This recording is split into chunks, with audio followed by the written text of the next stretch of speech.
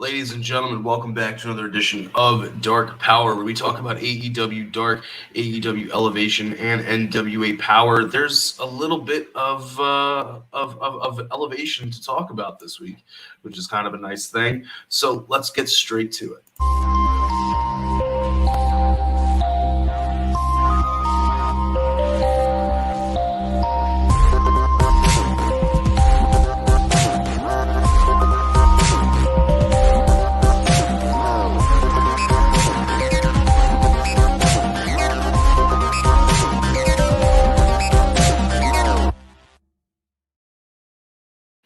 And we are back.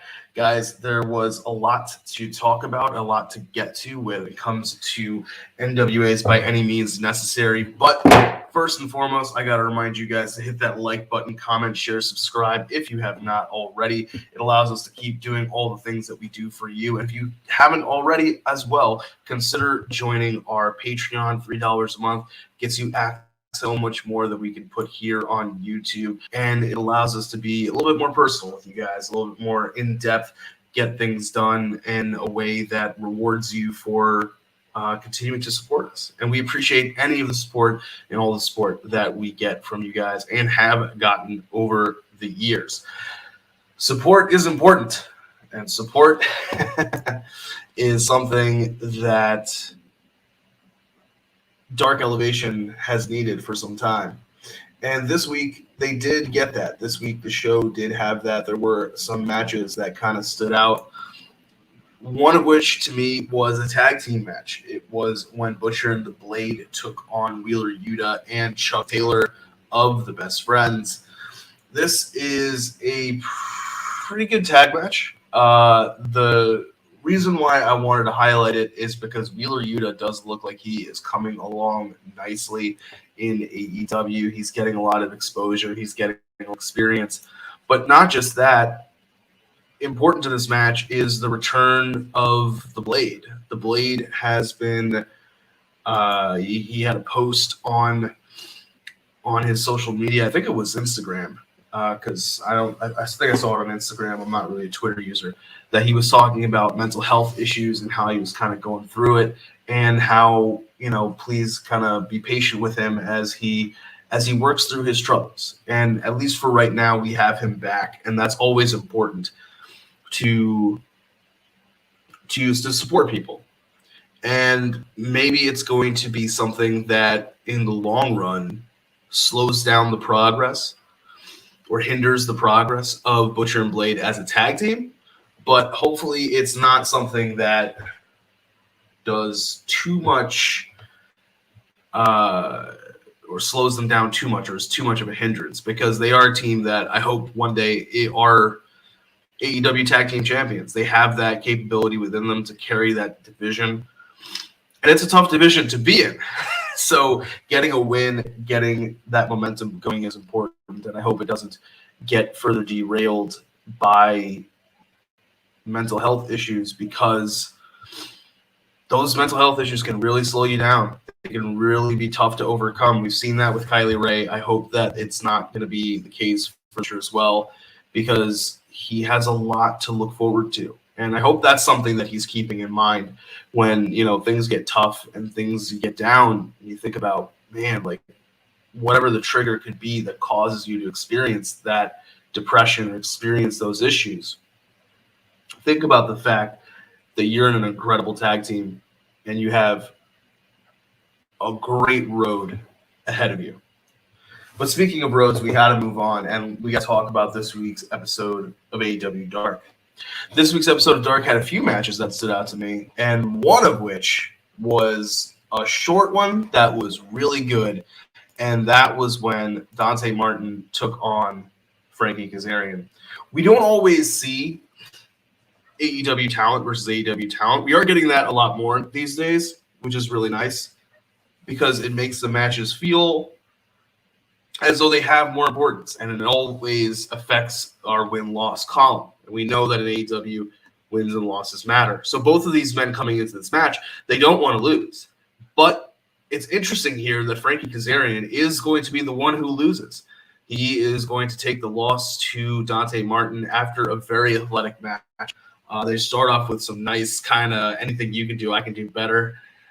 Of course, Cass is a little bit older, a little bit more seasoned than Dante, but he is keeping up with him. And that's something that I like to see because the Elite Hunter character or gimmick didn't really work that well because he never really hunted them. I mean, he was there, he kind of showed up and he attacked them, but he wasn't really that successful. So I hope that he moves on to better things when it comes to his character. And Dante is somebody who is on the rise, and pairing him with Leo is a really cool thing to do. It just makes me wonder how much farther is Darius out from recovery, or is this the kickoff for Darius's return? And then there's friction between Leo and Dante and Darius because Leo's like, where was this guy this whole time?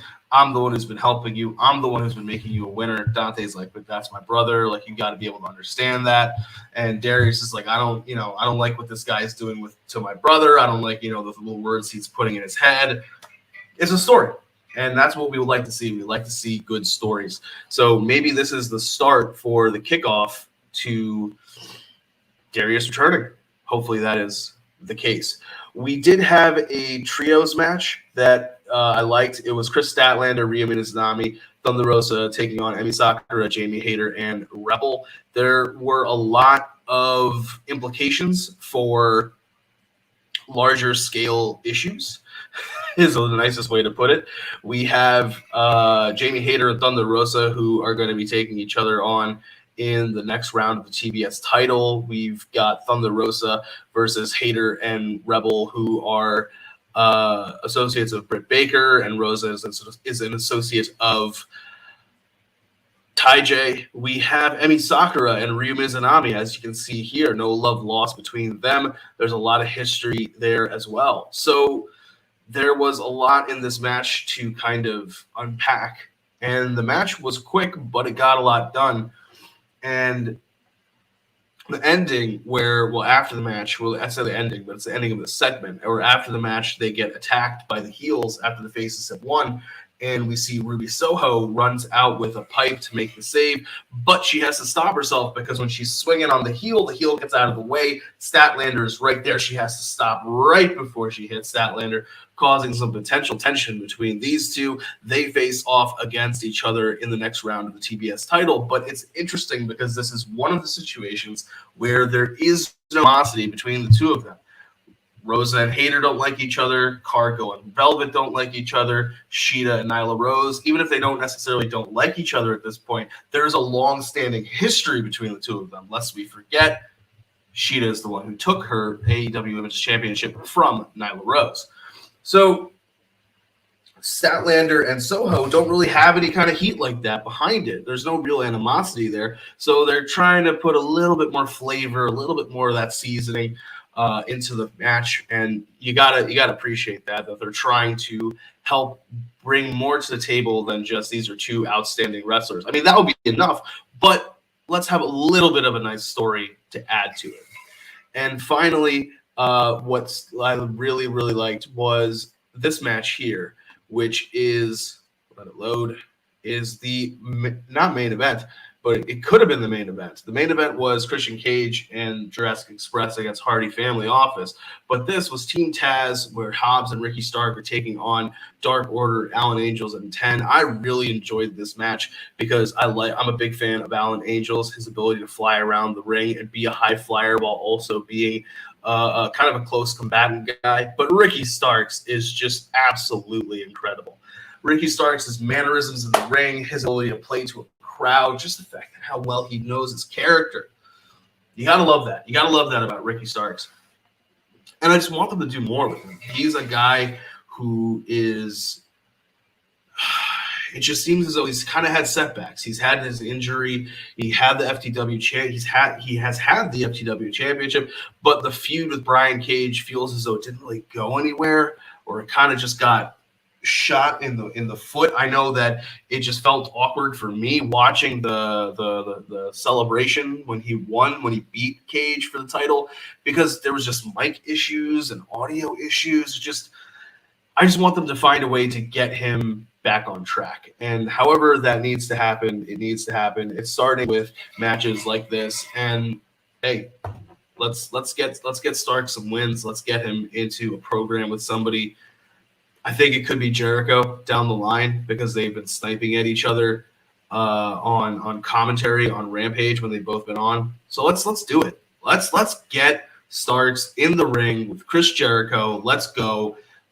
Let him beat Jericho. Let's light a fire under Ricky Starks and get him going to where he needs to be, which is up near the top of the card. Because Ricky Starks is a guy who could have an incredible match with Bryan Danielson, with Andrade, with Pac. There's just a lot of guys out there that he'd have really good matches with and he'd pair off really well with. So I want to see that in the future. Let's turn towards our NWA event, pay-per-view, or whatever you kind of want to call it. This is the second part of the By Any Means Necessary event that was in Kentucky. We start off with an interview with Crimson, and it's going to frustrate me because of what's going to happen in the main event. Jax, Dane, and Crimson, we know we're going to have that steel cage main event. We know that this is supposed to be a vicious, vicious war, and Crimson is here to say he's gonna fight Jax Dane, the usual rah-rah speech, but he's got a son with him, and he points out that he wants his son to know that people need to be accountable for their actions, and that his father didn't back down from a fight. That's fair. That's admirable, and that's probably the best part of the interview segment. But speaking of interview segments, we start off the episode proper with Tim Storm in the ring for an interview before he can really get started, even though he's supposed to have a match against Jaden Roller. Roller decides to make a name for himself, if you will, and come out there and attack Tim Storm. He is then going to say that the match that he wants with Tim Storm should be a no disqualification match. Well, if you're going to attack Tim Storm from behind and then ask him to not have to have any rules to get his revenge, Tim Storm's not going to turn you down. And it's going to look a lot like this, where he is choking you with his torn T-shirt. The match is quick, just about 7 minutes long, which, you know, when we view it in comparison to Dark and Elevation matches, can feel like an eternity. And that's kind of what this match felt like, while also feeling quick. It felt as though you knew it was supposed to happen, and you just wanted them to get there sooner. The no DQ aspect of it did help a little bit, but it just, I don't know, something about it was missing. And I think it was just, we knew where it was supposed to go. Of course, Tim Storm's going to pick up the win over Jaden Roller. We don't really know who this Jaden Roller guy is. We know he's supposed to have a match with Tim Storm, but Tim Storm's a former world heavyweight champion. He's not losing to somebody like Jaden Roller. After this, there is an interview with Murdoch and Aldis. Good interview where they are hyping up the tag match between them and Latimer and Adonis. The only thing I will say is that while Murdoch's promos have been growing on me, Aldis is just so good in comparison. Whereas Murdoch is saying, you know, we're going to beat the shit out of you. You guys are assholes. You guys this, that, and everything. Aldis does the right move of flipping the Strictly Business moniker and saying, whereas before it was always Strictly Business, tonight it's anything but, it is personal. And it's just, it's an easy thing to say. It's an easy thing to do, but it works. It works so well. And it's one of the reasons why Nick Aldis is such a great promo. And it just kind of, it made me think more about Nick Aldis as opposed to Murdoch. And I get it in a weird way. The focus is more on Aldis because the storyline is about Aldis, and Murdoch is just there to kind of help out, which is weird considering he's supposed to be the world's champion. But at the same time, we know what our main event is supposed to be. It's not supposed to be these guys. It's supposed to be that cage match. So having your world champion in a tag match, not that bad. But having your champion in a 2-on-3 falls match, well, that could be interesting. And that's what we have when Kenzie Page tries to take the Burke from Camille in a 2-out-of-3 falls match. I say try because we all know where this one's going. Camille is going to knock out Kenzie Page in the first fall, getting it pretty quickly. And then they're going to try to shift and do a little bit of danger for Camille by having Kenzie Page rally and really start beating the brakes off of Camille in the match. But Camille is going to hit a spear after one of her spears is reversed. She's going to pick up the win. 2 falls to Kenzie Page's 0. It goes by quickly, which is one thing that I did appreciate about it, despite it being a 10-minute long match, because at least with the second fall, I said, shit, maybe this could go to 3 falls. Whereas with Tim Storm and Jaden Roller, in no way, shape, or form could I realistically believe that Jaden Roller had a shot against Tim Storm in a no DQ match. So 7 minutes there, a little bit on the longer side. Next, we have the 2 members of Strictly Business come out to wish Camille a happy birthday. Couple things here. Latimer wants the crowd to sing happy birthday to Camille, but then when they start singing it to her, he says that they suck and to shut up. He makes Kyle get on his knees to sing it to Camille. One thing to note, I was like, wow, they bring out a birthday cake thing, and it's got candles. And the entire time, I'm like, man, Adonis is just, I don't really have a suitable, I guess this will work. He's got the cake in his hands, right? Like Bray Wyatt, he's got the whole world in his hands.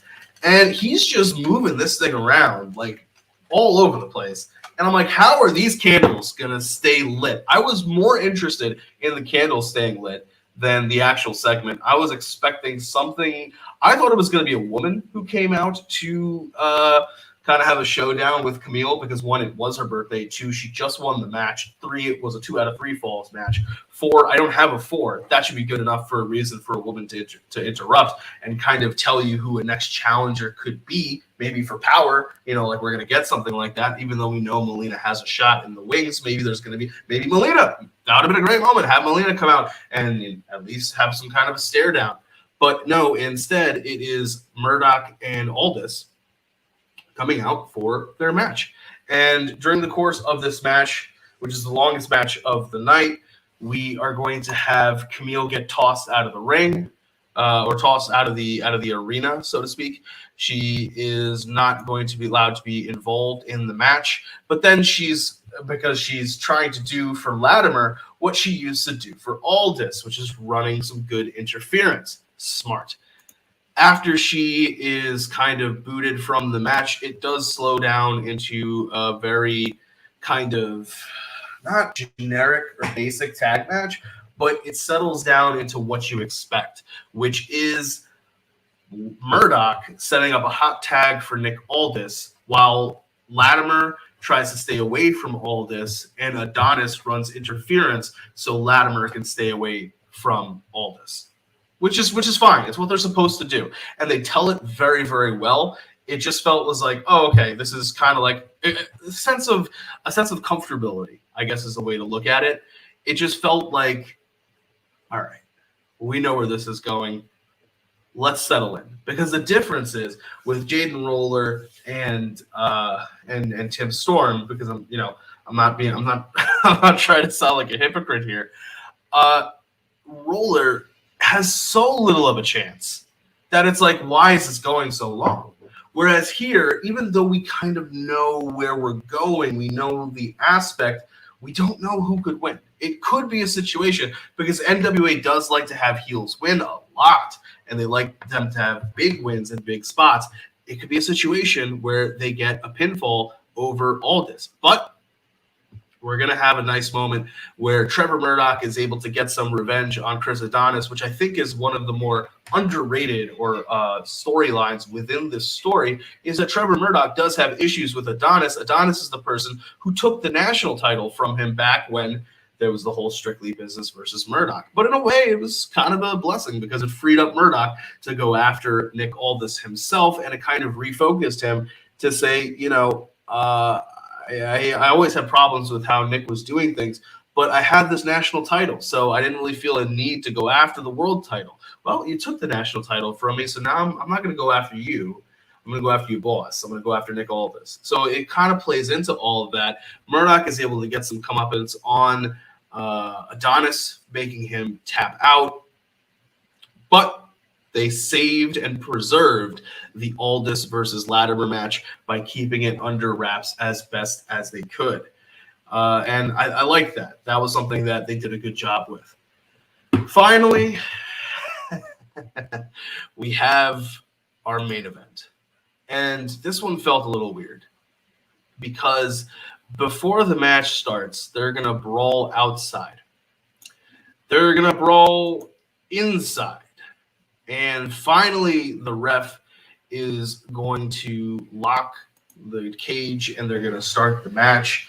The match ends up being just 9 minutes long, if my timer was correct. But the segment went for like 15, almost 16 minutes. So a part of me kind of felt as though, why are we giving all this and them so much time? So much in-ring time, because once the bells sounded and the actual cage match started, it flew by. The majority of the segment where they're brawling outside of the cage has Crimson beating the shit out of Jax. Then once the bell rings, Jax comes out of nowhere and like gets hyped up and goes, all right, let's do this. Let's do what we do. Crimson's going to turn this around. He's going to get busted open. They're going to do a powder spot. And finally, they're going to do a rubbing alcohol spot, which is going to allow Jax to pin Crimson. Here's my problem. Jax should have been ragdolling Crimson for the majority of the match. He should have been ragdolling him outside when they were brawling. And then Crimson fights back, and then Jax cheats. It just felt like Jax should have done better on the promise of hurting Crimson, which he didn't really do until the very end. And even then, it's, okay, he got cut open. I threw some powder in your eyes. I tried to pin you. You kicked out. I got rubbing alcohol. I put that on you, and then I pinned you. It was just like, okay, you put rubbing alcohol in his cut, but it hurts, but it's not like pain. Pain. Here comes the pain. It is Brock Lesnar suplexing John Cena over and over and over and over. That's pain. This is a little bit hurt. And it just felt as though if this was supposed to be the big main event, it should have felt a little bit bigger. It should have felt it should have had more time. It should have been, I don't know, maybe 12 minutes, maybe 14 minutes, something like. Just give me more of Dane beating up on Crimson, because it was 14 minutes, but the majority of it was Crimson winning. So I don't know. It just, something about it just felt off to me. I feel bad for Crimson because as a father, your son just watched you stand up for a fight, and you showed him that accountability means something, but then you lost. So good luck getting him to take out the trash. I don't know. We're like, it just kind of was like, oh, all right, well. But Crimson is a babyface up on the rise for the NWA. If Jax Dane is down the road, the person to take 10 pounds gold from Trevor Murdoch, then I really hope that Crimson is going to be somebody in line for a title shot, and they try to revisit the match between the two of them. Because it's something that deserves a little bit more time. I don't want to necessarily say Nick Aldis put some executive power behind it, but if you go and look through WrestleManias, if Triple H is on the card, for some reason Hunter has either the longest or the second longest match. I'm not saying Nick Aldis did that. I'm just saying it's kind of eerily similar. That's all. But anyway, guys, it was a pretty good show. Check it out if you get the opportunity. The tag match is the match of the night, Murdoch Aldis. Get a chance to, if you do have a chance, check out, not get a chance, if you have a chance, check out Kazarian versus Dante. That one was a good match too. But we'll see where NWA takes this going forward. That's something that I want to see. I want to see how we develop Pope versus Murdoch. We saw the situation with Pope leaving the desk. I can't really. Obviously, it's the same setup and situation as last week. So I tried going into this to kind of ignore as much as possible Velvet Sky versus an Idol, which kind of took over for some of the show, but whatever the case may be. Let's get back to the studios, GPB Studios, and see what we got for next week for Powerrr. So, guys, until next time, remember to hit that like button, comment, share, subscribe, and take care of yourselves and each other. And until next time, I'll catch you later.